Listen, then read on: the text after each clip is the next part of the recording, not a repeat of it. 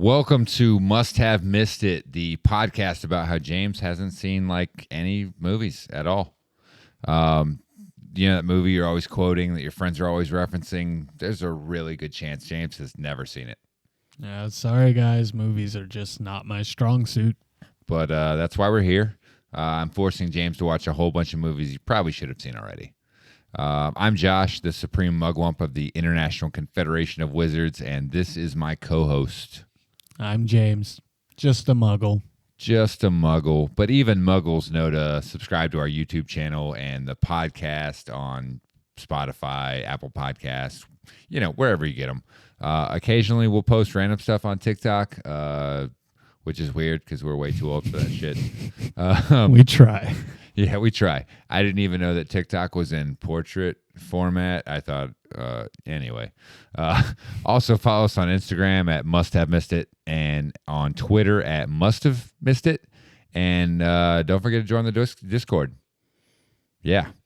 So yeah, man, watching movies James hasn't seen. So what are we watching today? Today we're going to be watching Harry Potter and the Prisoner of Azkaban. Harry Potter and the Prisoner of Azkaban, the third movie in the Harry Potter series. So why the third movie? So I remember a while back you told me about the movies briefly, and you swore by your statement that this was the best one. Yeah, I think it's the best one. James has seen, what was the count on the Harry Potter movies you've seen? None of them. 0. Yeah, so it's a really low number out of 8. 0 out of 8. Not good. So I figured if I was going to get him hooked, it would be on the third one. I don't think the first two are really going to get you hooked on the movies. I don't think the first two are really that good, exciting, fun, entertaining. I mean, pick an adjective. So we went with the third one, which I think is the best in the series, personally. Harry Potter is a series that means a lot to me personally. I'm sure James can attest. Yeah, I don't know how many times I've walked in and you've been watching or listening to the audiobooks or some kind of podcast about it. I mean, while you're cooking or just doing whatever. Yeah, I mean, especially the audiobooks. I mean, there's probably like a 3-month stretch where that's all I listened to in my car was Harry Potter audiobooks over and over and over again. I had a 45-minute drive to work every day. So, you got to fill the time. It got to the point where, certain characters, it's just... So, for instance, Robbie Coltrane. Yeah. He's great as Hagrid. I mean, he's fantastic, really good for the most part. We'll get more into that later. But Jim Dale, his version of Hagrid from the audiobooks, that's Hagrid to me. Yeah. I mean, I've listened to them so many times that certain characters, Hermione, fucking insufferable. I can't deal with Harry. Every fucking time she says his name, it's the fucking worst. So some characters really bad, other ones really good. Some grow on you as you go. But yeah, I mean, these stories have meant so much to me for a long time. I read them for the first time in college, right before the first movie came out. I was dating someone at the time, which she was a big fan, and I made fun of her for it constantly. Yeah. I mean, like constantly. And I was on Thanksgiving break, and I was like, oh, I'll give it a shot. My stepbrother, he's about 8 years younger than me. He owned the books, so I read the first one, and that's what I did for the entire vacation. I read the first 4 books that were out, and I was hooked. And ever since, I used to spend so much time in forums, shouts to MuggleNet, Leaky Cauldron. These books were an obsession for me, and I can't understate how obsessed I was with these stories. Not only that, but James, based on our previous conversations, I knew that you had read the books when you were younger. Yeah. So I figured this is a story you're at least a little familiar with. You know some bare bones about it, so it'd be a little easier to keep up with it if you got distracted, because that's kind of what tends to happen when you watch movies. It's true. It was a little easier being familiar with the characters to be able to jump into this one first. Yeah, and if you have to pause because you're restless or whatever, it's easy to come back to it because again, you kind of know the story a little bit, even if it's been a while. Right, I get the basics. Harry. Yeah, You're a wizard. yeah, exactly. Yeah. So that said, what did you know about this movie going into it? Not a whole lot. Like I said, a little bit familiar with the characters, familiar with the actors and who was in it. I knew Alan Rickman was in it. Oh yeah. Vague familiarity with the story from reading the books, but for the most part, it was pretty fresh and kind of cool to be able to revisit it as I had kind of lost a good bit of what I remembered from the books. I think I was in like high school, maybe even 8th grade. I mean, it was around 13, 14 years old, when I was really into it. So a while ago. Yeah, I'm 33. So. Yeah, definitely been a minute. So I guess I'll get you up to date on the movie then. Yeah.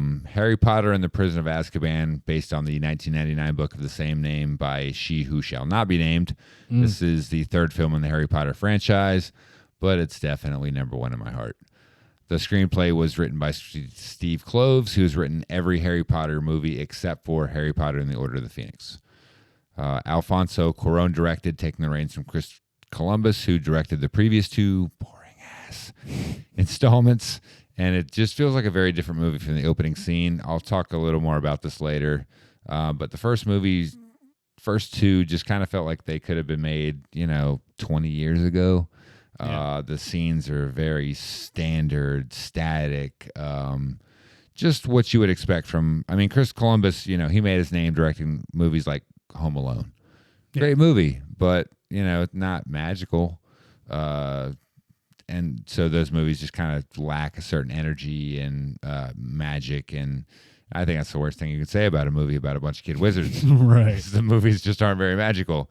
Not what you want. No. And so Prison of Azkaban, looks very modern. It looks like it could have been made recently, aside from a few special effects that don't quite hold up. But the scenes just have a lot more energy. Alfonso Cuarón incorporates a lot of panning, handheld camera shots where, it's moving between characters as they talk. Just a lot more energy to the shots. The movie's also a lot darker than the first two movies, which kind of suits the level up in maturity with the third book specifically. But it's still very playful, which I really appreciate. And Hogwarts looks just amazing in this movie. Like, yeah, it really does. The majesty of it. I have nothing to compare it to, but right. Yeah. And you just get a lot better sense of geography with Hogwarts in this movie. Like, it makes sense. Like, the first two movies, you didn't really understand where anything was. Like, where are we right now in the castle? It didn't make any sense, really. So yeah, it's definitely a step up in that regard. The legendary John Williams composed the score for this movie. I'm sure you've heard of him. He did E.T., which is a movie we recently saw in the theaters, which was a fantastic experience. Raiders of the Lost Ark, all the Indiana Jones movies, all the Star Wars movies up until the newer trilogy. I'm not sure they did all of those. But, just a legend in his field. But it was the last of the Harry Potter movies that he would do the score for. He would pass it off to lesser composers. Most of the cast also returns, including Daniel Radcliffe as Harry Potter. Ever heard of him? Rupert Grint as Ron Weasley. Emma Watson as Hermione Granger, absolute boss. Alan Rickman as Professor Severus Snape, kind of a dick. Dame Maggie Smith as Professor Minerva McGonagall. Love her, very underrated character. Robbie Coltrane as groundskeeper and fucking somehow Professor Rubius Hagrid. This is wild shit. Tom Felton as resident fuckboy Draco Malfoy. Fiona Shaw as Petunia Dursley, who also deserves a boo. Richard Griffiths as Vernon Dursley, also deserves a boo. Tragically, Richard Harris, who played Headmaster Albus Dumbledore in the previous two films, passed away after filming the second film in the series, Harry Potter and the Chamber of Secrets. Almost equally tragically, He was replaced by Michael Gambon, who is fucking terrible in this movie. And probably also deserves a boo. Yeah, definitely deserves a boo. Excellent. As the scope of the series grew, new characters were, of course, introduced. Characters making their first appearance in this film include David Thewlis as Professor R.J. Lupin, absolutely crushing it in this movie. You've got Timothy Spall as Peter Wormtail Pettigrew. My guy sucks. Fuck you, Wormtail. Boo. Gary Oldman as convicted murderer Sirius Black, who in a very clever use of casting gets to play both to and against type. And Emma Thompson, who seems to be having more fun than any actor who's ever appeared in a movie. Really, really going for it in this movie. I absolutely fucking love it as Professor Sybil Trelawney.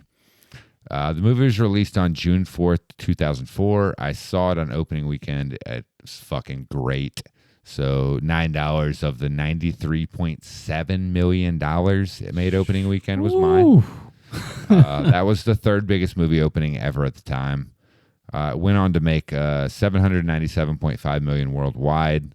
That's a fucking absurd number. Wow. And it's last place among Harry Potter movies. What? Yep. The IP is strong. Prisoner of Azkaban was well received by critics and audiences alike. It has a 90% approval rating based on 259 reviews on Rotten Tomatoes, which fucking doesn't mean anything. Metacritic has its aggregate score at 82 based on 40 reviews, which, I mean, I guess that means a little more than nothing. I got nominated for 4 BAFTAs, the British Academy of Film and Television Arts Awards, Best British Film, Best Production Design, Best Makeup and Hair, and Best Visual Effects. I also got nominated for 2 Academy Awards, Best Visual Effects and Best Original Score. It didn't win shit. I don't know what to tell you. It's Harry Potter, guys. It's not really Oscar-winning material. I don't know what to tell you. I love this movie, but it shouldn't win any Oscars. Yeah. But yeah, enough about this movie. What is this movie about? It's about Harry Potter. Go figure. The boy who lives. Put some respect on his name, will you? Guy's already clapped Voldemort 3 times. Wow, 3 times. Check the scoreboard. Anyway, we open with Harry in bed, repeatedly breaking wizarding law in an attempt to read his school books at night. His Uncle Vernon keeps popping in, prompting Harry to pretend to be asleep until his uncle leaves the room. The next day, guess who's coming to dinner? It's Aunt Marge. And she fucking sucks. Dude, fuck Marge. Strong contender for toughest tang. Harry asks for his uncle's signature on his Hogsmeade permission slip, which allows him to go into the village on weekends, get out of the school, be with his friends. But Vernon's like, I'll only do it if you behave. Harry tries to keep his composure. He's doing pretty well. But then Marge talks some shit about his mom. He loses his cool, causes her to go all Goodyear blimp and float away. To that, I say good fucking riddance. She deserved every bit of it. Every bit. Expecting to be expelled from school, he flees the Dursleys. He makes it like a block before a dog pops out, scares him, and he falls on his ass, summoning the night bus, conveyance for the stranded witch or wizard. He takes the night bus to London, and after the worst sequence in the movie, he arrives at the Leaky Cauldron where he meets the minister for/of, depending on what you're reading or watching, magic, Cornelius Fudge. He expects to be in trouble, but Fudge is surprisingly cool with Harry's repeated attempts to sabotage the safety and secrecy of the Wizarding World. Harry meets up with Ron and Hermione, who are arguing about their pets, but Ron owns a fucking rat, and Hermione owns Crookshanks, who is just the most adorable boy. Yes, he is. So obviously Ron's in the wrong. He gets some of the information about Sirius Black, mostly that he's dangerous. Yep. He is Lord Voldemort's main dude. And he's trying to kill Harry. Harry, on the train, the trio ends up in the same car as Professor R.J. Lupin, and when a Dementor comes into their compartment and begins doing something to Harry, Lupin does something to make the Dementors go away. Harry wakes up, eats some chocolate, and he's like, yo, what's up with that screaming lady? And everybody's like, what the fuck are you talking about? He goes to the feast, and Dumbledore's telling the students the Dementors will be patrolling the school until Black is apprehended. He recommends that they stay away from the Dementors because they don't want to smoke. Hagrid gets appointed to a teaching position because Dumbledore reasons, and his first class ends in disaster when Malfoy gets put in his place. Boo, fuck Malfoy. Fuckboy Malfoy. Yeah. Gets put in his place by a hippogriff called Buckbeak. This, unfortunately, eventually ends up in Buckbeak getting sentenced to execution. Very unfortunate. Love you, Buckbeak. Sorry, man.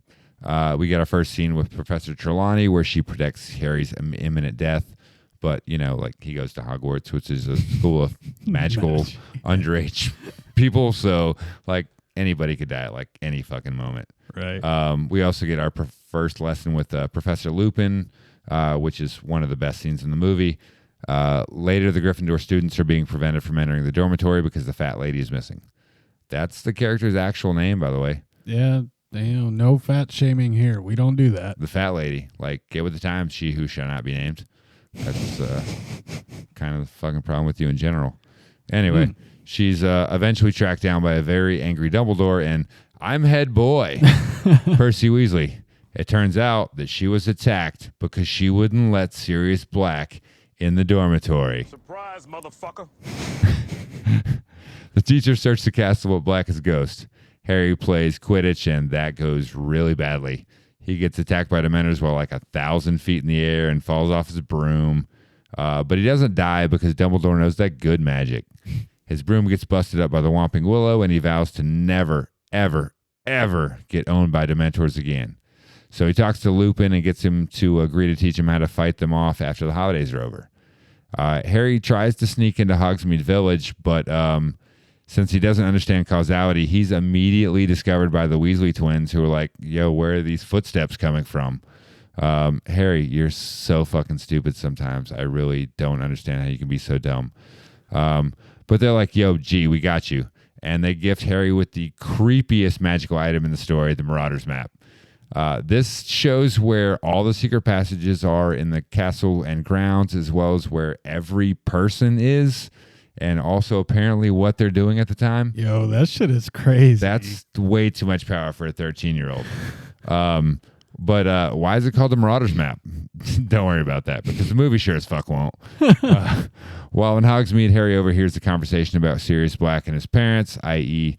Sirius is Harry's godfather, and sold them out to Voldemort. Ooh, not good.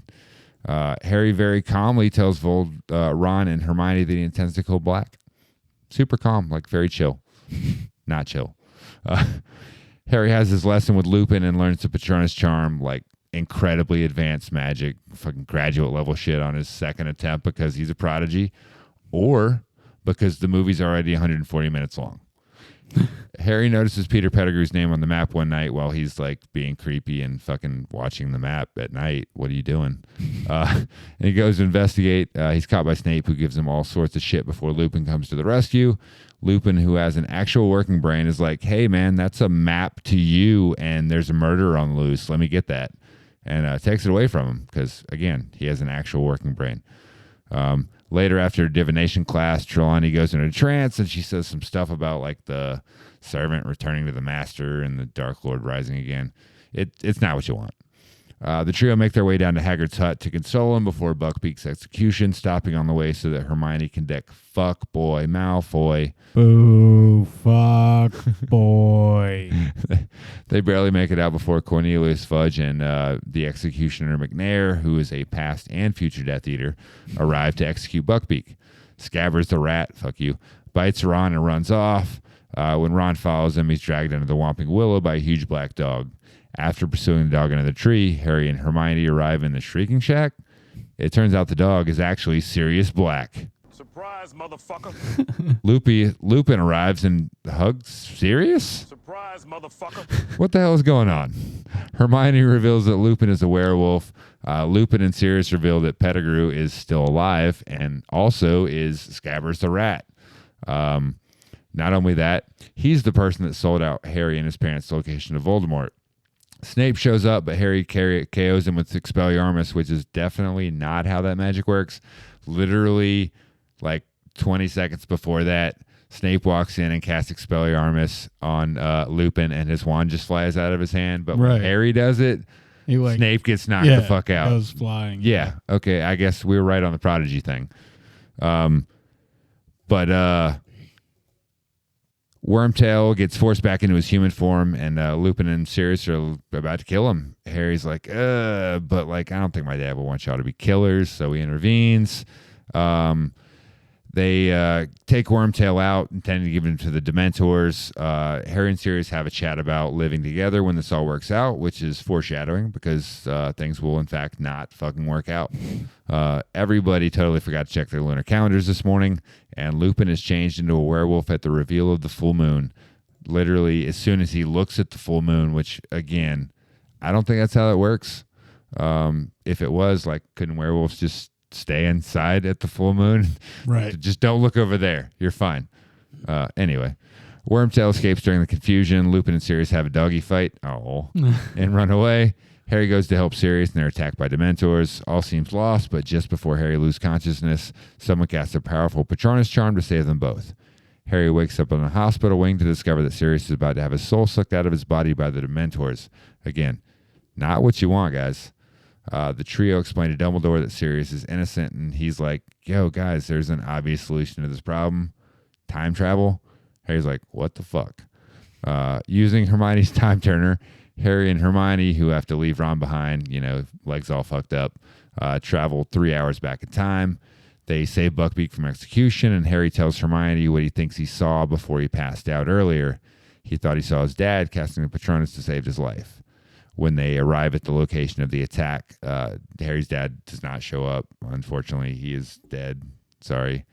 Prompting Harry to realize that he was the person that cast the Patronus, so he, does that. Harry and Hermione fly Buckbeak up to the tower to rescue Sirius. Still a wanted man, Sirius flees with Buckbeak after a heart-to-heart with Harry. Then Hermione and Harry haul ass back to the hospital wing, arriving just before the last chime of the clock. Ron, as always, is confused as to what's actually happening. Harry says goodbye to Lupin, who has decided to resign since Snape snitched on him and everyone knows he's a werewolf. He goes downstairs to find Ron committing a fucking felony. Sirius sent Harry a new broom as a gift, the fastest broom in the world, the Firebolt. Harry goes out to test the broom, and the movie ends on a bizarre fucking freeze frame. Yeah, that was... No. What were you thinking? I love you, Corone, but that was a weird choice. Never a good look to end on a freeze frame. No, but especially that one where it looks like Harry's like trying to eat the screen. The credits feature the Marauders map aesthetic and are pretty fucking dope. Some quotes from my notes from the movie. So Marge, fucking alcoholic. Yeah. I really hope she's not driving home. Is she spending the night? Because it's a good thing she floats off because she is putting people's lives in danger. Yeah. Hers included, but I mean, not that I'm that worried about hers. Sorry if that was insensitive. Fuck Marge. Fuck Marge. But the Marge inflation effect, that was really cool. As far as I know, all of it was done practically. But a thought I had during that scene was like, what the fuck are her buttons made out of? Because when they had Dudley, like he got fucking knocked the hell down like twice, two different times. Yeah. I was like, man, like fucking brass. Like I don't know. I mean, they gotta be made out of something strong to hold in all that self-loathing. Like oh god. Stan Shunpike, conductor of the night bus. Spoiler, guys, future Death Eater. The recast of Tom the Barman at the Leaky Cauldron, I didn't really care for it. It's really weird. It's like a cross between like a Nosferatu and it's an Igor. Yeah. Dr. Frankenstein's assistant. Yeah. It's kind of cartoonish. I mean, I get these are kids' movies, but my tastes are what they are, and it didn't work for me. The braying sound he makes. Yeah, that laugh is... It's a little cringy. It's fucking rough. The transition shot from the scene where the kids first get to Hogwarts and they're eating the candy and makes them sound like animals or whatever, and it pans out to the patrolling Dementors. Oh man, that scene is so fucking good. That's pretty dope. Yeah, it's like the tone of the movie in one shot. I absolutely love it. Gambon is fucking terrible. I'm not sure what scene I was referencing here, but it pretty much always applies. Malfoy so racist. I didn't write down a context, but I would assume it's the scene. What does he fucking call Hermione? Jumped up mudblood. Yeah, jumped up mudblood. Like, come the fuck on, man. Like, you know what you were saying right there. And he's doubled down too. He called her a filthy mudblood earlier. That's wild. Malfoy so racist. But let me just say for everyone and anyone out there, fuck Draco Malfoy. Like, that dude. Ugh. That's the only time you'll ever hear Malfoy and a cheer associated with each other. The Marauders map, cool fucking magic, man. Like that's really cool that kids at Hogwarts were able to pull like something like that off. But like, unambiguously immoral, right? It's like the fucking Hogwarts Patriot Act. Like, again, why does a 13-year-old have that kind of power? Like, that should not be allowed. Yeah, I mean, it literally shows. It's so creepy. I mean, it show you like pacing in your bedroom, right? Or something, or I mean, you know, you might be stroking it, right? You know, who like, knows? Does it describe? Is there a description? If you click on the person, so we're like a computer screen, we can click on the person. That's how you know what somebody's doing in that moment. To zoom, right? Actually, like literally spy on them if I zoom in far enough. Another cool thing, the passage of time being marked by the Whomping Willow. You know, you see it, that great shot in the beginning that I'll talk about, I think, a little later. Got the leaves on it, and then later it's shaking the leaves off, and then later it's shaking the snow off. It's just a really good way to show you how much time has passed in the story without having to say, oh, Harry, I can't believe it's already December 13th. Right. You know? Show me, don't tell me. Exactly. Yeah. Show me, don't tell me. Precisely. The effect in the Shrieking Shack, it's not, I guess, not super noticeable. But if you really pay attention to the background, you'll see that it's like kind of swaying. That's a really great effect. They put the set on kind of a hydraulic lift to pull that off. I was really impressed by that. A lot of the practical effects in this movie were really, really good. So a scene I kind of forgot about. I'm a big fan of the books, not so much the movies. Like, I love this movie. It's really good, but I don't watch it a lot necessarily because the movies are kind of frustrating for me. So I forgot in the scene where they leave the Shrieking Shack in the book, they carry Snape out, but in the movie, they're like, fuck that guy. Just leave him in there. Leave him there. Just walk out without him. I think that's fucking hilarious. The scene where Wormtail changes forms. So when he changes from a rat into a dude, he has clothes on, but when he turns from a dude into rat, he leaves his clothes behind. So when he turns back from a rat into a dude next time, is he going to have clothes on? Because how does this work? I don't think they thought it that far. There's no consistency here. Does he just like the fur becomes clothes? Okay, but like where does the fur come from? I don't know. Yeah, it's really weird. The time rewind effect of the time turner in the hospital wing, that's fucking great, man. Like there's a lot of really funny shit happening in the background if you really pay attention to it. One of my favorite lines in the movie, it's later in the movie, it's Harry Potter's talking to Hermione and talking about Professor Lupin. It's right after Lupin gets wrecked by Buckbeak. And he says, poor Professor Lupin's having a really tough night. And I don't know what it is about that line, but like the delivery is so fucking on point. And that's good shit to me. I just absolutely love that line. He's having a really tough night. And I talked about this earlier, but the freeze frame ending, just that's a tough look, man. Just if you're thinking about that for your project, here's a recommendation: fucking don't. Yeah, just move on from that idea because it doesn't work. And this is coming from TikTokers, right? Yeah, we make TikTok videos. No, just for real though. Like, I mean, was that? I guess maybe as a victim of the times. This movie was that. I feel like freeze frames were. It feels like a very 80s thing to me. Like I don't feel like freeze frames have been in vogue for a really long time. Like it almost feels like a troll. Yeah. Like I kind of want to give him the benefit of the doubt and just say, oh, that's Corone trolling his audience. He's like, I gave you a great movie. Now I get to fuck with you at the end. What more can you ask for? I didn't care for it. Luckily, it was at the end because it definitely breaks the submersion. Yeah. Immersion. I said submersion. Submersion, but, immersion, go under, baby. You know what time it is, right? What's that? It's time for that bourbon break. Hey. Hey, Scoot in. Let's do this.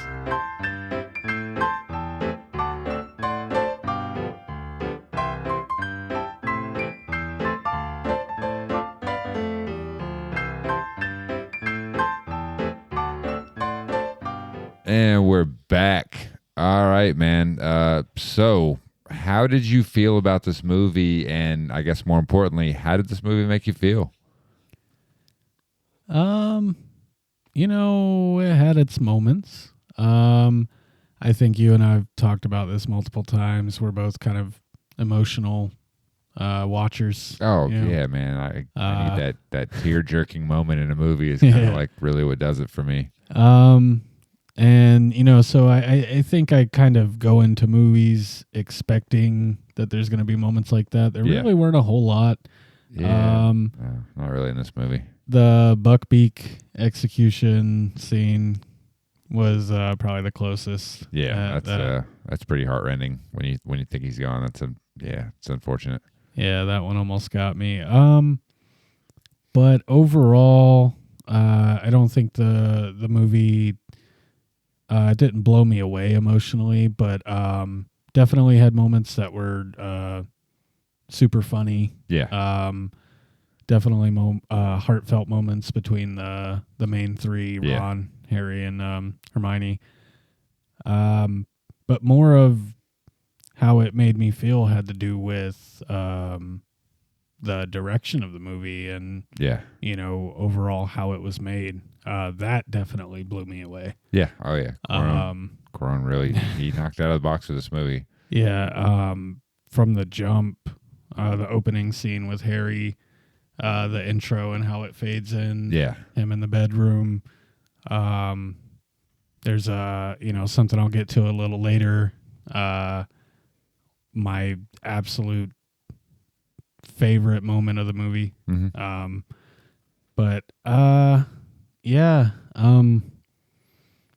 So as far as how do I feel about this movie, it's fine. Yeah. Again, setting aside how I feel about how the movie is made. Yeah. I mean, in terms of execution, execution. It's very well done. Yeah. Other than that, I could take it or leave it. Yeah. Yeah, I kind of feel like you're trying to sidestep my feelings, which I appreciate. But it's fine, man. You can go in on this movie. I don't mind. Right. Yeah, not every story is going to be for everybody. There are aspects of stories that appeal to people on different levels. Some people are more genre driven, which I think is me. Yeah. Fantasy always been something that really did it for me. I don't love Lord of the Rings necessarily, but there's a lot of fantasy stuff that really draws me in, sci-fi, that kind of stuff. I think you're more of a good movie person. Yeah. If it's Goodfellas, cool. If it's One Night in Miami, cool. It doesn't have to be the same type of movie. Yeah. As long as it's a good movie. But a lot of that depends on the content, and the content of this movie, I think, is kind of your issue with it. Yeah. So I guess that's just where I don't necessarily think it lives up to the hype for me. Mm-hmm. Because I'm just sorry, Stans. Like I'm not a big fan of magic. Yeah, that's not your jam. I get it. It's not. And I tried, man. I really tried to immerse myself in it, and there's just so many times I was like, man, this feels kind of silly. Yeah. Yeah, I mean, it's corny sometimes. Yeah. I will absolutely concede that. I definitely don't disagree with anybody that says this movie's a little corny. I have to keep in mind when I'm watching, like, these movies are made for kids. Yeah. I am not the target audience. Josh at 39 years old. Yeah. So. And I think also again, I don't remember too much of the books. If you sat me down and asked me to give you a summary of good fucking luck. Yeah. But there's something about reading a book and be able to just create your own images and your own, and versus watching a movie and being like, oh man, like maybe this should have just been a book. Right. Not saying that, again, like I'm kind of kicking myself because I don't want to talk down on Cuarón, and like this movie is very well executed, as you said, but we're talking about me and how I feel. Yeah. I don't think I could get into Harry Potter. Right. Yeah, like I said, certain stories are, going to attract you more than others are. Yeah. And, I don't fault you at all for that. Like I said, I love these stories, but I don't expect everyone to. Yeah. I have no hard feelings about how you feel about the movie. So, yeah, I guess I'm assuming it does not live up to the hype for you. Yeah, the whole Harry Potter thing. Yeah. No, and again, I'm sorry. And because I really wanted to. Right. Yeah. Yeah. I really wanted to be like, ooh, maybe this is the beginning of me getting into Harry Potter, but yeah. I'm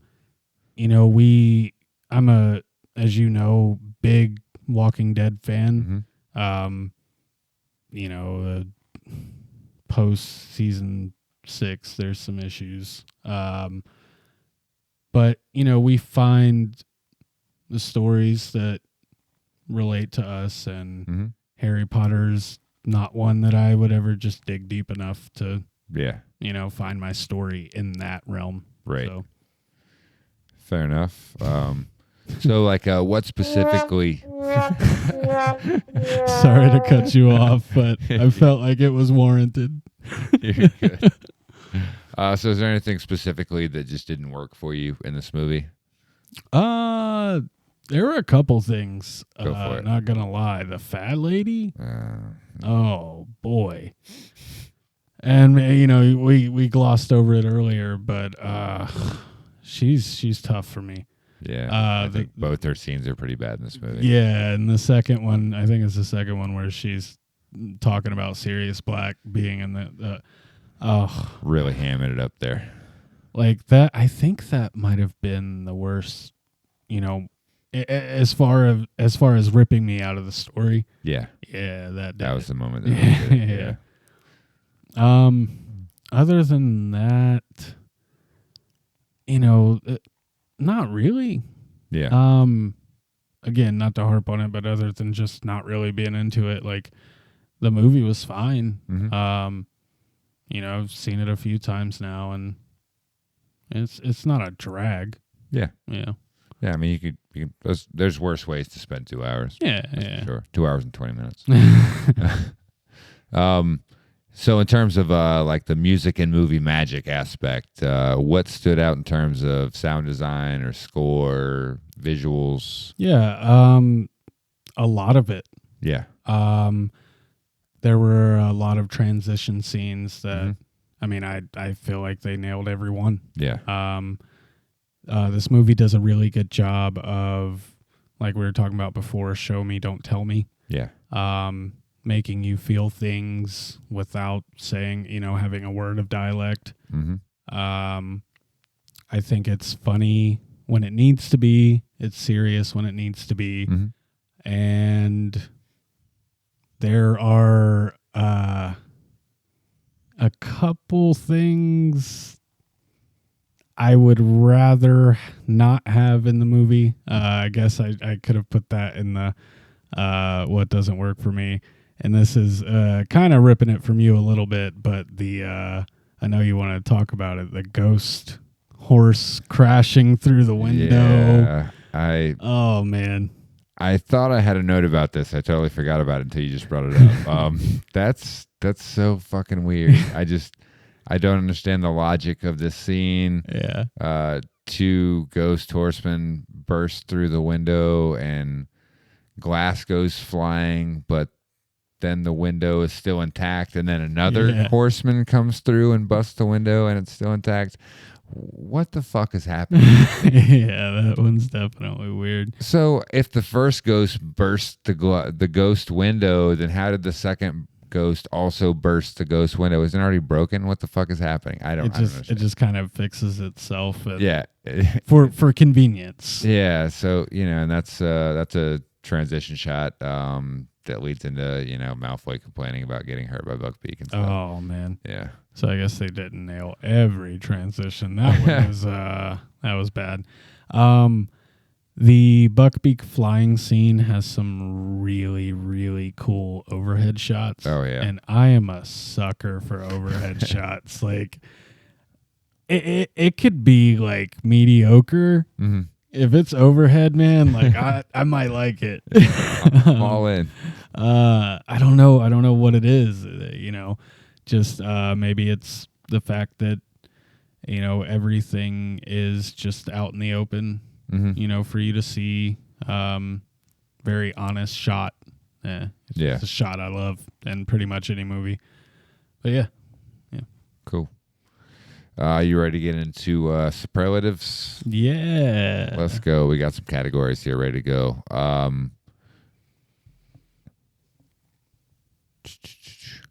I think I had something I wanted to mention in music and movie magic, but I've already forgotten it. So you made me remember something. A little cheap to put it in this category, maybe, but it's just a sound in the movie. Mm-hmm. Comes from one of the characters that it's so cute, man. Hermione. Ow! Oh yeah, like when she trying to distract werewolf Lupin. Yeah, it just warms my heart, man. Yeah. I just thought it was the most adorable thing. Yeah, that's great. So we'll start with a favorite scene. Go for it. So I think for me it's the Buckbeak intro scene. Yeah, it's a good one. I'm a big Hagrid fan. So that's kind of his first extended appearance. And you get a little bit with fuckboy Malfoy and Fuckboy Malfoy. fuck that guy. And his band of merry wizards. And you get just the whole scene with Harry and taming Buckbeak, so to speak. Getting to ride him. I can't really pinpoint what it is about the scene, but I think that was the one. I think I caught myself just kind of really relaxing and being like, oh Yeah. this is cool. Well, earlier when I was talking about Hogwarts looking amazing, like that's a sequence where it just really blows me away how great Hogwarts looks flying over the castle. Oh yeah. That's really great shots in that scene. And that's kind of something I think I forgot to mention was that Buckbeak flying scene. Mm-hmm. I think has probably the best shots of the movie. Oh yeah, some of overall fantastic shots.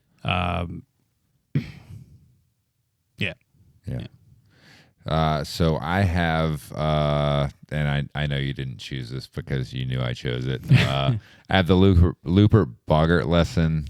I knew I was going to do that. I've been practicing saying that all night, and of course, as soon as I get on camera, I say it wrong for weeks, man. The Lupin Boggart lesson. It's such a great scene. Really high energy. I really love the setup for the shot. Mm-hmm. So, it's a long distance wide shot. You see the whole class and the camera zooms in on the wardrobe and then comes out through the mirror. The mirror, yeah. Yeah. So now you're seeing, I guess, from the mirror perspective of what's actually happening. And you get the whole scene, and the movie closes with, the scene closes with Lupin putting the Boggart back in the wardrobe, and you come back through the mirror and see the class again. That's just such brilliant framing for a creature like the boggart, which is like Right. what is the thing that defines you? You know, like what is the thing you're most afraid of? So like look inside yourself. Yeah. So setting up with the mirror thing, that was absolutely brilliant. Not to mention just Lupin's interaction with the kids is so good. They've never had that. They had Quirrell with Voldemort sticking out the back of his fucking head in the first one, and they had Gilderoy Lockhart in the last one, and he was the fucking worst.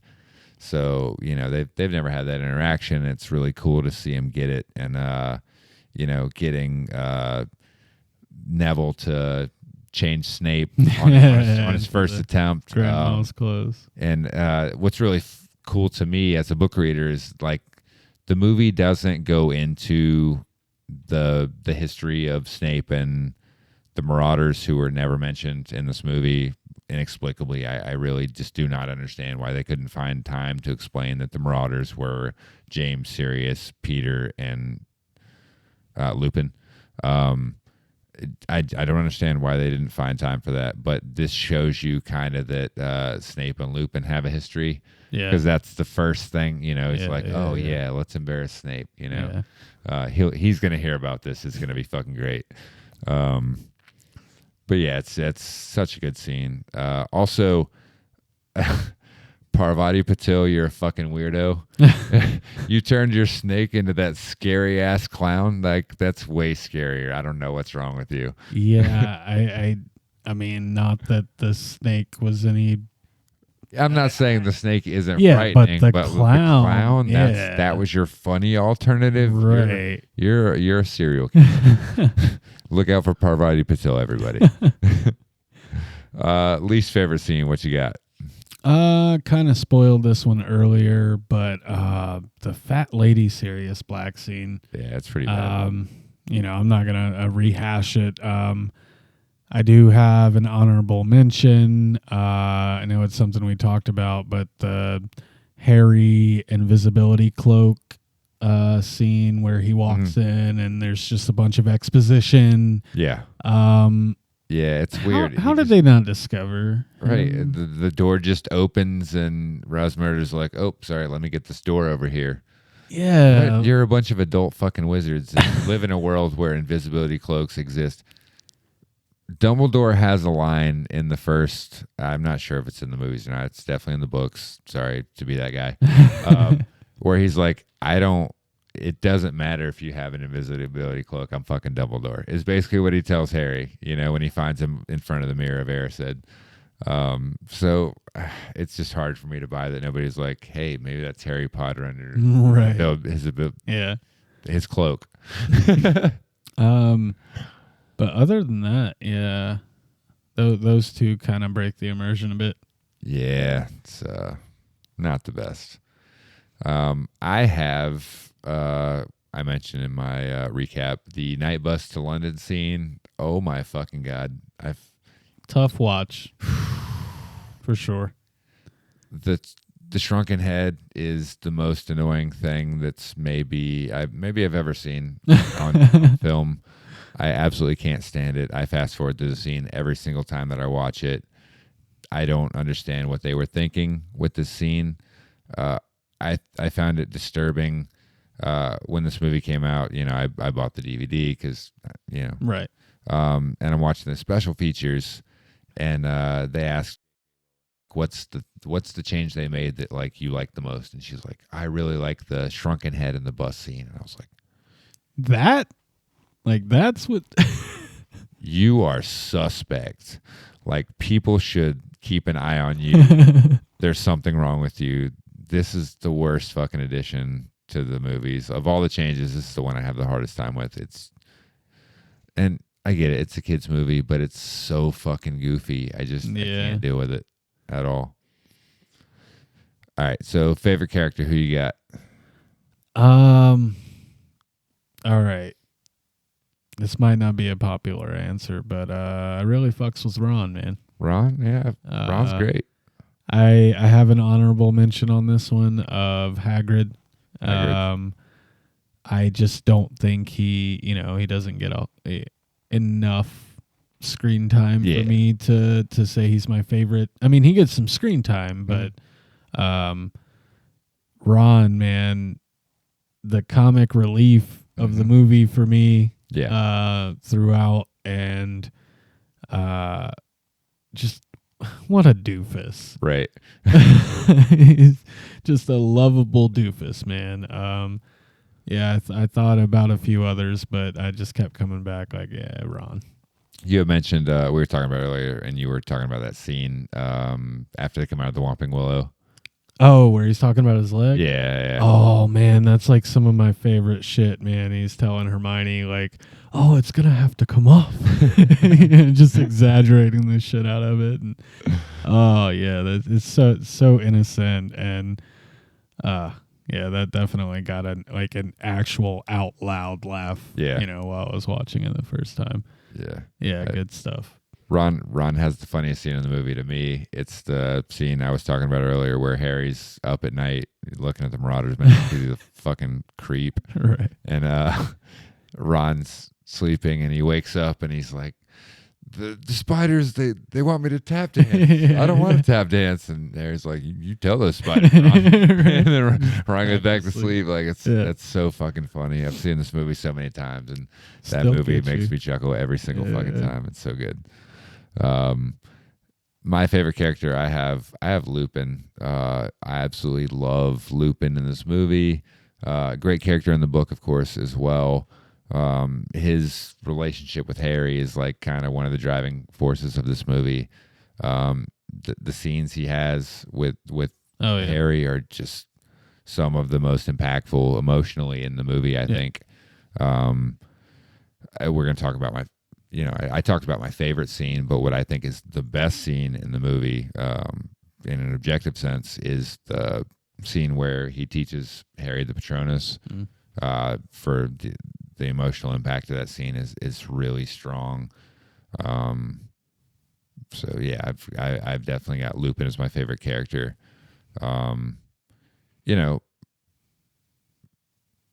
Just great teacher. Love Lupin. Yeah. Definitely a real one. Least favorite character.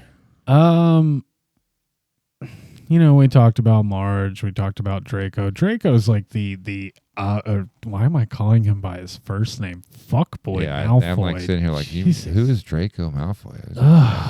You mean Fuckboy Malfoy? I mean, Fuckboy Malfoy would be the obvious answer for me, but like, he doesn't get a category. Yeah. Like, fuck him. So for me, it's Pettigrew. Always a loser, Malfoy. Pettigrew, just sneaky guy, nasty guy. Yeah. Again, easy choice. I could go with Marge, whatever. But Pettigrew just, I mean, you were talking about that. Yeah, man. Like, so Pettigrew like slept in a kid's bed for like 12 years. Like that's kind of gross. Like, please call Child Protective Services. Keep this rat away from Ron. It's really unfortunate. Also, I feel obligated to mention, as many people in the fandom have previously, that Fred and George were very obviously aware that some man named Peter Pettigrew was sleeping in the same bed as Ron every night for several years, and they just never said anything to him. Yeah, that's not very brotherly, man. Yeah, Fred and George, I love you, but that's fucked up. That's pretty fucked up. So my least favorite character, I'll come back to it. We'll circle back around to that in a few categories. Favorite performance. I'm pretty sure this is your answer, but like I can't really argue it. So I'm sorry if it is, but Lupin. Yeah, it's Lewis. It's the chalk answer. Yeah. He's so fucking good in this movie. Like I on the rewatch, man, like I was trying. I was like watching for scenes. You want to be a contrarian. Yeah, like, but I don't have the same take, but like it's just hard to argue that his performance isn't the best in this movie. I will give an honorable mention to again, Emma Thompson as Professor Trelawney, who is, normally it's not the type of performance that I really like. Like it's really fucking kind of silly, but it just absolutely works. I mean, she sells it. The scenes that she's in. I mean, it's pitch perfect. I really love it. That's the thing with Dualis's performance. You and I have talked about this movie and my feelings about the age of the actors playing the contemporaries of Harry's parents who died 13 years ago when they were 21. So Alan Rickman is 34 in this movie. Doesn't quite add up. That's a tough sell. David Lewis is 34. Timothy fucking Spall is 34. No, that's nonsense.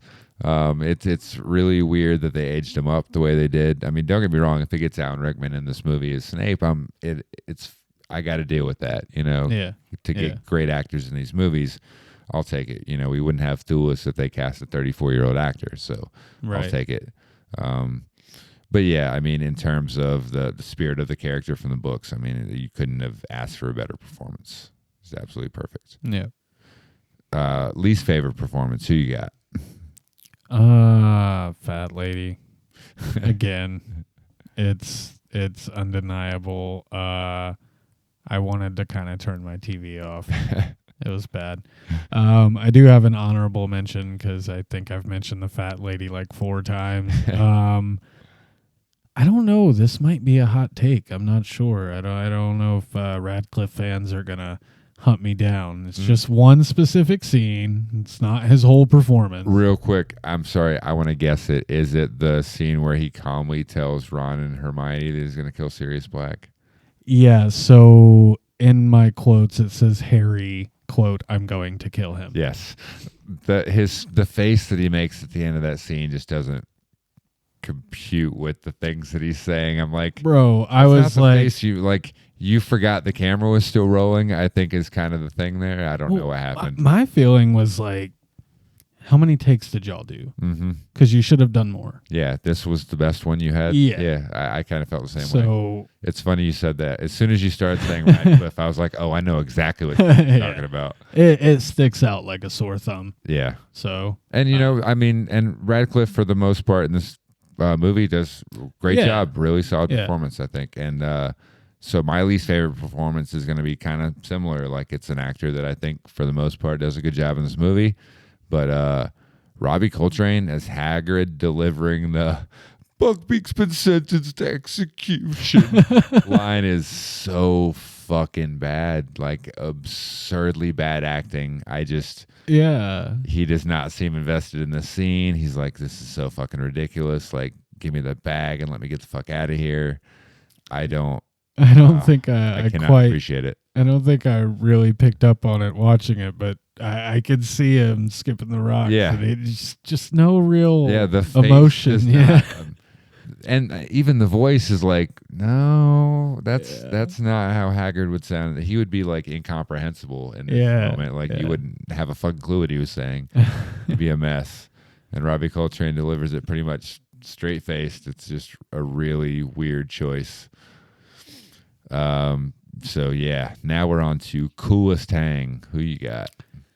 So I have 3 different people I want to talk about.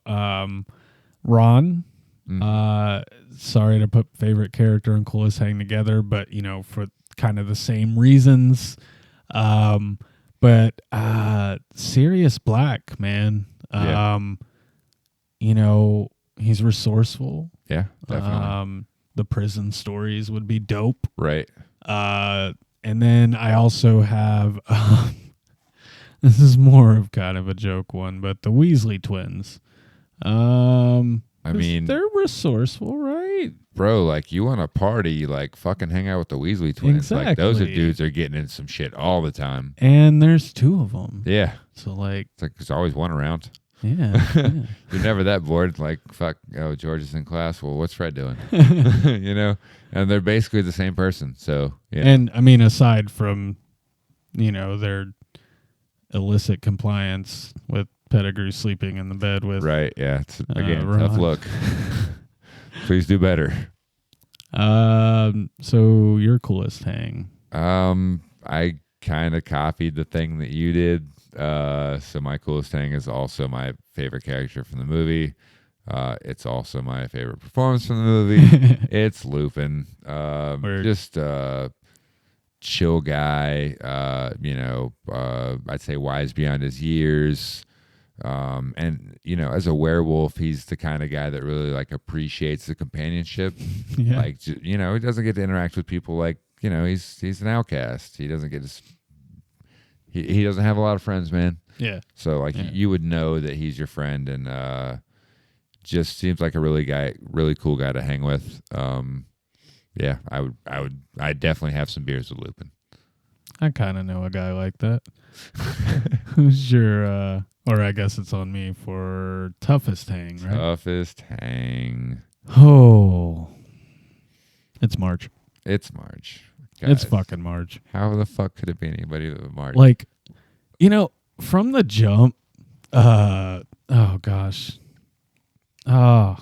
Marge's husband. Marge's husband. Or not, Vernon? Yeah, Uncle Vernon. Vernon. Sorry, That's Uncle her brother. Vernon. Brother. I don't know Yeah. why I said husband. All good. Vernon. Yeah. From the jump, he tells Harry, he's like, behave. Yeah. And Harry's like, I will if she does. I will if she does. Yeah. Like, you already know she's about to start some shit. Mm-hmm. She does not disappoint in that regard. Yeah. Also, like, when she was floating away, there's a little part of me that was like, does Vernon really want to help her? But then, Like, so I will give it to Marge. If you're in her circle, she takes good care of you. You know what I'm saying? Like Yeah. she seems very warm towards Petunia and Vernon. She brings Dudley a gift. If you're one of her people, then I'm sure you can put up with her bullshit. I wouldn't be able to. I promise I would be one of her people. yeah, you'd see right through that shit. Yeah. Yeah, so I also had her as my toughest hang. I've got a few honorable mentions. They're probably all the same people you would name. They are people you have repeatedly named during the course of the podcast. Peter Pettigrew, Wormtail, again, like Peter pedophile. Fuck you, dude. Like, what a piece of shit. You sold out Harry's parents. That's pretty unforgivable. Fuckboy Malfoy, but like, I guess the thing with him is like, it's kind of that nature versus nurture argument where, like, maybe if his parents weren't fucking racist Death Eaters, like, he could have turned out all right. Like, Right. But they are, so he never really stood a chance. So, like, he sucks, but how much of that is like really his fault? Right. And then my last one is Professor Trelawney, who, again, a character I love, but fuck, there's no fucking way I'm spending any kind of time with her. Like, we get halfway through a beer and I'm like, I will catch you later. Good luck with your prognostications and such. I'm not interested. She seems like she'd be one of those people that'd be really hard to walk away from a conversation. Oh, Like, once you get it started, yeah. just kind of like, fuck, what do I have to grab for? My keys, Right. my fuck. and you're a wizard, so you don't have that. Like, my magic phone's ringing. Hold on, I'll be right back. Magic phone. But yeah, that's my honorable mentions for that. So I guess one of the weirdest categories we have. So James, if you could take any character in this movie and replace them with John C. Reilly, known for Wreck-It Ralph fame, Talladega Nights and Boogie Nights and Yeah. Step Brothers. Cal Naughton. What character would you replace? Man, I had a rough time with this one. There weren't any glaring choices, but I think that John C. would make a pretty amusing Buckbeak. I think that seeing him eat the dead fish or dead ferrets. Ferrets, Yeah. Scarfing ferrets whole. That'd be fucking great. Just kind of squawking around, giving Harry the business. Fucking beating the shit out of Malfoy. Malfoy. Jeez. And if there's one actor in Hollywood that I'm like could definitely take on a werewolf, it's fucking John C. Reilly. I mean, like he's most of a if you've seen him in Step Brothers, he's most of a werewolf already. He's got this luscious V of hair. Right. Absolute masterpiece. But yeah, John C. Buckbeak. Hell yeah. Watch Harry fucking jump on John C. Reilly's back and fly off. If he ain't first, you're last. Oh god. How about who's your John C? So I mentioned earlier that I'd cycle around to least favorite character. So that's what I'm going to do here with John C. Reilly. I'm going to take John C. I'm going to put him in the spot hanging right there off the rear view mirror of that bus as the shrunken head. And I want just pure, give me Dale from Step Brothers dialogue. Give me fucking Cal Naughton Jr. Spread the butt cheeks as my poncho. Just 5 minutes of that instead of whatever the fuck that was that we got, because that shit was terrible. Oh man, my cheeks are hurting. Oh shit. But yeah, fuck the talking head. Just again, the most annoying character in all of the Harry Potter movies, and that includes love you, my guy, but Dobby, who was just fuck, man, Dobby. Love you, Dobby. Just the worst character in the entire series to me, or the worst person with a speaking part. Tom the barman is like Lupin compared to the fucking shrunken head. So that's the difference between having a shrunken head and fucking John C. Reilly in your movie. Who wouldn't want that? Well, the shrunken head doesn't bother me as much as it bothers you. It bothers me. Yeah. Yeah, I'm down for a John C. as the shrunken head. Hell yeah. So yeah, next category, top bop, best song from the movie.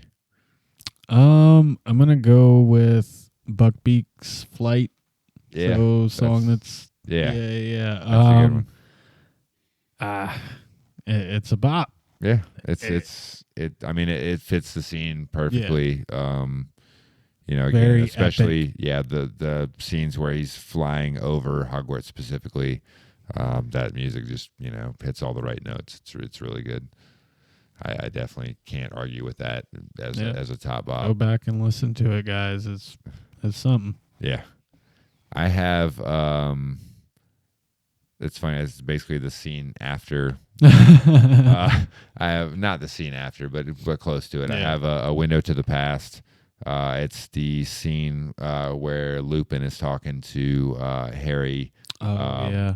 It's on the kind of on the bridge. To wherever that goes. That's one of the things with the Hogwarts geography that I'm like, where does this bridge go? It's in all of the movie. Well, not all of the movies, but it's in the movies after this, and I'm always like, there's a bridge into Hogwarts. That's anyway. Yeah, that's. The way the strings just kind of build. It hits all the right notes for me. It's got that kind of Star Wars, the Force theme, Obi-Wan Kenobi theme kind of feel to it, and it's just perfect, especially for the scene that it's in. So that takes it for me. Best fit. What you got for this? So you mentioned this scene earlier.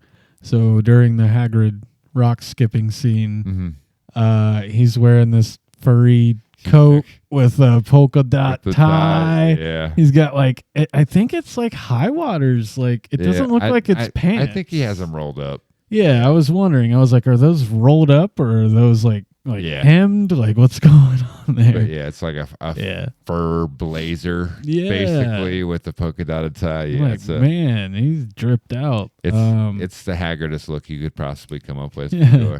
For sure. Quick honorable mention, Mrs. Weasley. You only see her for a second. Mhm. But man, Yeah. she's pretty draped out too. Yeah. Miss Weasley's getting it in this movie. What's yours? I have, I mean, this is a pretty basic pick. I have a Harry Potter during the climax. Just light blue tee, plain pants, some tennis shoes, that fucking jacket, man, that tracksuit jacket. That's just sweet. Like, I'm like, I'd rock that. Yeah. And, I mean, there's not a lot of fits in this movie that I'm like, I'd fucking rock that. It's tough. That's a good fit right there. Yeah. That's not necessarily what it's about, but, my honorable mention, I could never pull this off. It's McGonagall's witch's hat. Specifically the scene where they're about to go into Hogwarts or Hogsmeade, and she tells Harry that he can't go because he doesn't have the permission slip. I don't know maybe it's just the angle of the shot or something. That fucking witch's hat looks so good on her head, man. Fantastic hat. It's so nice. It's so fucking dope. One other thing, not really fit, but Harry Potter's hair. So the haircuts are kind of all over the place in this series. Like, the first two are fine.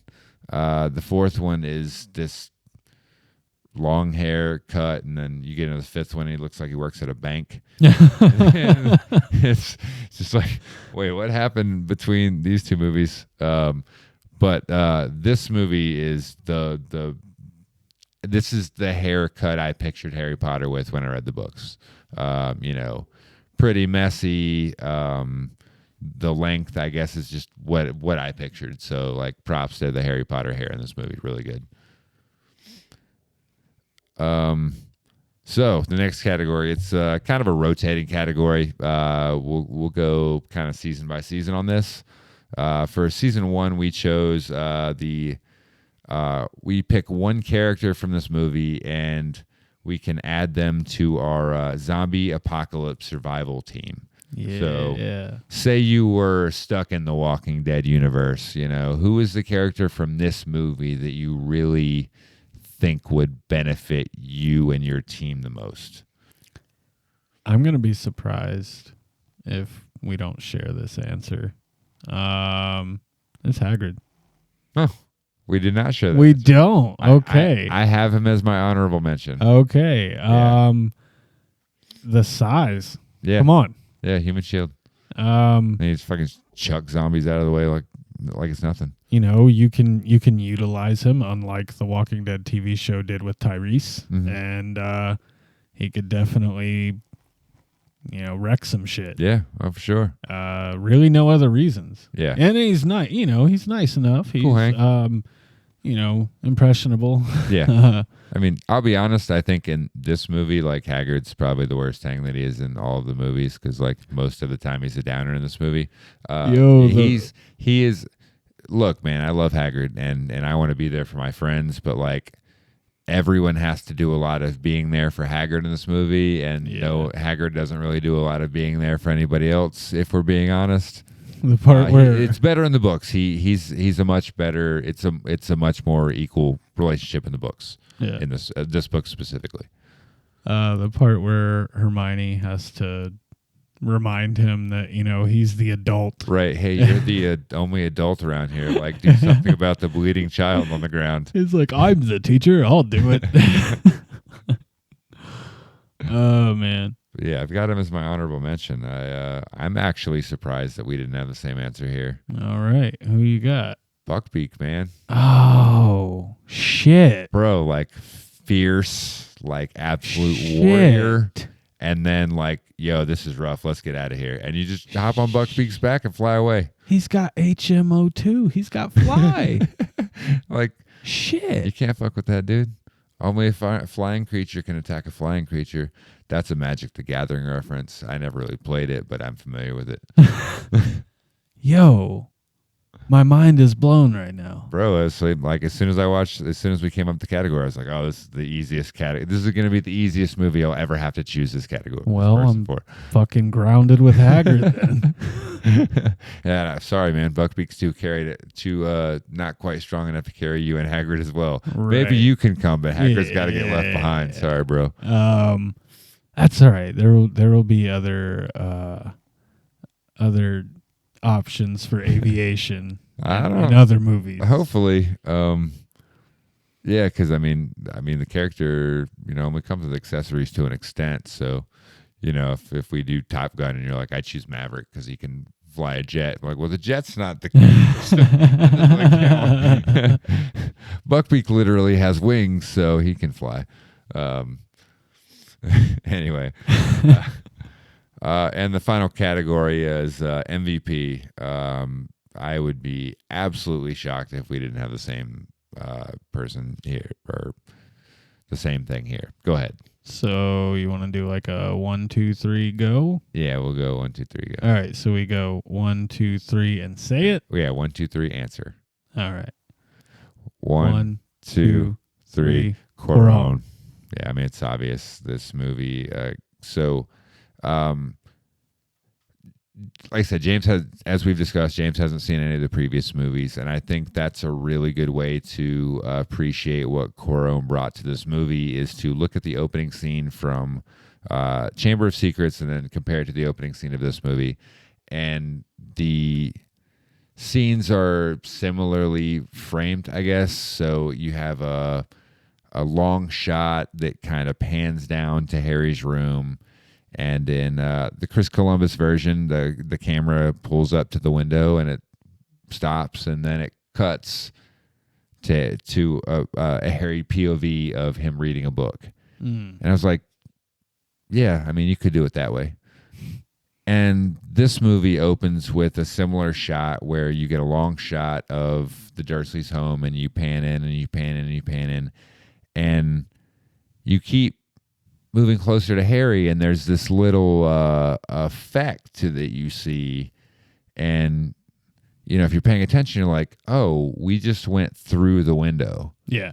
That's what that was the camera passing through the window, and it keeps going to Harry. And it's just little things like that just give the movie more energy and make it feel more magical, and not like fucking Home Alone, you know? Yeah.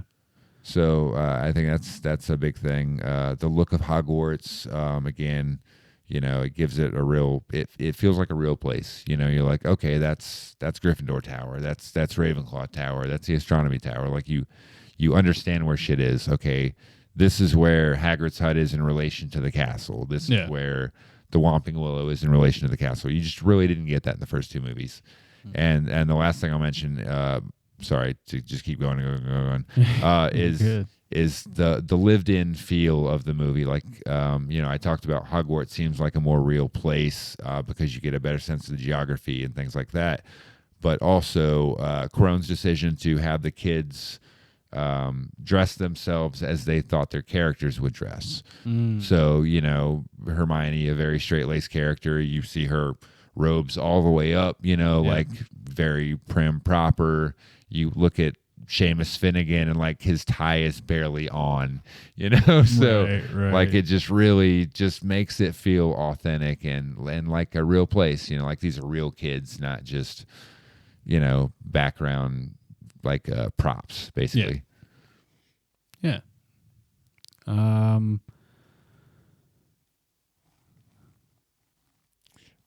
bad. I really handicapped you there. I didn't leave you much. Oh, right. Talking about MVP here. Yeah. Woo. It's a little late. I brain farted. Yeah.